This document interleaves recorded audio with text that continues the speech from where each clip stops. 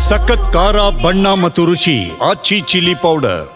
ಯತೀಂದ್ರ ಸಿದ್ದರಾಮಯ್ಯ ಅವರ ಒಂದು ಸ್ಟೇಟ್ಮೆಂಟ್ ಕಾಂಗ್ರೆಸ್ ಪಾಳೆಯದಲ್ಲಿ ಸಂಚಲನವನ್ನೇ ಸೃಷ್ಟಿ ಮಾಡಿದೆ.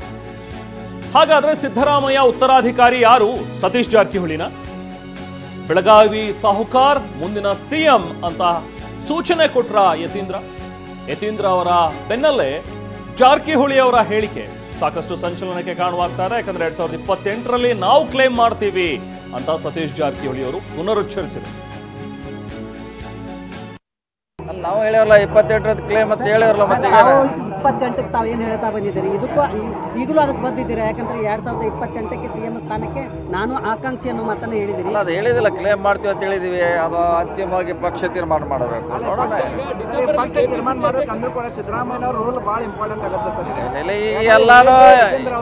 ಎಲ್ಲಾನು ಇವತ್ತು ಆಗ್ತೆಯಲ್ಲಿ ನಿರ್ಣಯ ಮಾಡ್ಲಿಕ್ಕೆ ಆಗೋಲ್ಲ. ಇನ್ನೂ 30 ತಿಂಗಳಿದೆ. ನಂತರ ಏನೇ ಬೆಳವಣಿಗೆ ಆಗತ್ತೆ, ಪಕ್ಷ ಶಾಸಕರು ಹವಾಮಾನ ವಾತಾವರಣ ಮೇಲೆ ಎಲ್ಲ ಡಿಪೆಂಡ್ ಆಗತ್ತೆ. ಪಕ್ಷ ನಿರ್ಧಾರ ಮಾಡಬೇಕು. ನಾವು ಯಾರು ಅವರ ತಮ್ಮ ವೈಯಕ್ತಿಕ ಅಭಿಪ್ರಾಯವನ್ನು ಹೇಳಿದ್ದಾರೆ.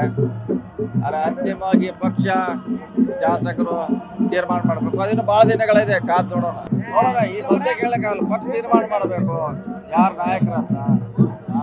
ಅಲ್ಲ, ಅದು ಮಾಡೋಂಥ ಪ್ರಯತ್ನ ಮಾಡ್ತಾ ಇದೀವಿ. ಎಲ್ಲರ ಜೊತೆಗೂಡಿ ಹೋಗುವಂಥ ಪ್ರಯತ್ನ ಮಾಡ್ತೀವಿ. ಅಂತಿಮವಾಗಿ ಪಕ್ಷ ಮುಖ್ಯ ಅಲ್ಲ. 5 ದಿನ ಆಗ್ತಾ ಇದ್ದೇ ಅದರ ಪ್ರಶ್ನೆ ಅಲ್ಲ. ಮುಂಚೆದಿದೆ, ಇವತ್ತಿರ್ದು, ನಾಳೆ ಕೂಡ ಅದು ಇದ್ದೇ ಇರ್ತದೆ. ಅದಿಲ್ಲದೆ ರಾಜಕಾರಣ ಮಾಡ್ಲಿಕ್ಕೆ ಆಗೋಲ್ಲ. ಆದ್ರೆ ಈಗ ಎಲ್ಲಾನು ಇವತ್ತೇ ಜೋಡಿಸ್ಲಿಕ್ಕೆ ಆಗೋಲ್ಲ, ಕಾಯ್ಬೇಕಷ್ಟೇ. ಎಲ್ಲಾನು ಇವತ್ತು ಆಗ್ತೆಯಲ್ಲಿ ನಿರ್ಣಯ ಮಾಡ್ಲಿಕ್ಕೆ ಆಗೋಲ್ಲ.